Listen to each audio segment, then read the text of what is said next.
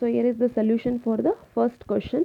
So these are the various assets realized, that is realized values given in the additional information.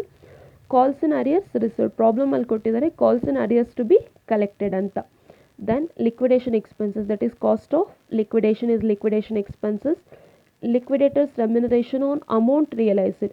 So amount realised means including calls in arrears received ಅದನ್ನು ಸೇರಿಸ್ಕೊಂಡು ರೆಮ್ಯುನರೇಷನ್ನ pay ಮಾಡಬೇಕಾಗತ್ತೆ into 2.5%. On unsecured creditors ಅದು explain ಮಾಡ್ತೀನಿ. Sufficient balance check ಮಾಡಿ. Outstanding interest on debentures, outstanding interest that is given in the ಪ್ರಾಬ್ಲಮಲ್ಲೇ ಕೊಟ್ಟಿದ್ದಾರೆ. Then debentures preferential creditors is 15,000. Preferential creditors discharge ಮಾಡಿದಾದ್ಮೇಲೆ ಬ್ಯಾಲೆನ್ಸ್ನ ಚೆಕ್ ಮಾಡಿ. This is receipts, liquidation expenses, liquidators, remuneration on amount realized.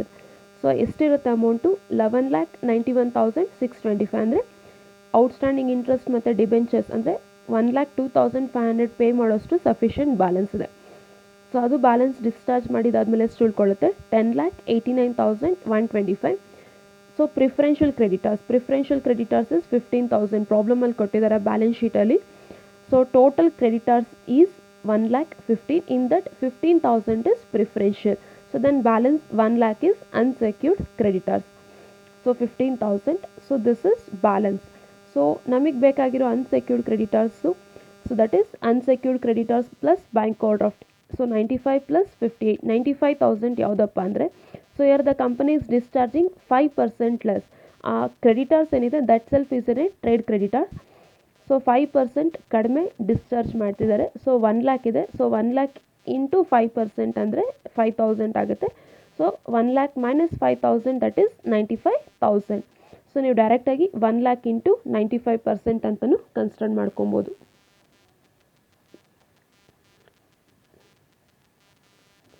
So 5% less discharge ಮಾಡ್ತಿದ್ದಾರೆ ಅಂತ ಅದೇ discharging only 95% ಮಾತ್ರ discharge ಮಾಡ್ತಿದ್ದಾರೆ. Then bank overdraft.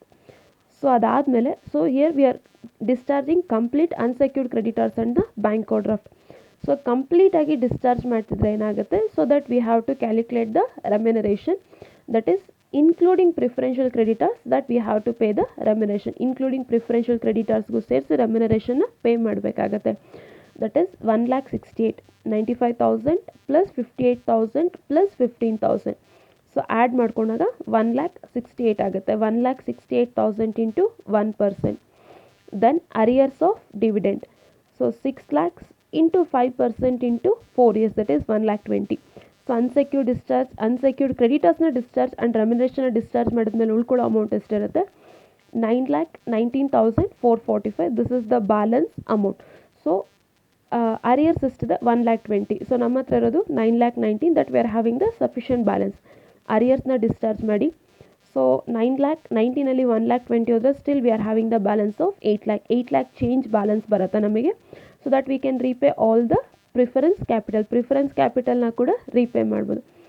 8,00,000 6,00,000 ಹೋಯ್ತು ಅಂದರೆ still we are having the balance of 2,00,000 ಇರುತ್ತೆ. So premium of preference shares. So premium pay ಮಾಡ್ತಿರೋದು preference share ಹೋಲ್ಡರ್ಸ್ಗೆ that is 12.5 per share. Number of shares ಎಷ್ಟಿದೆ 6,000.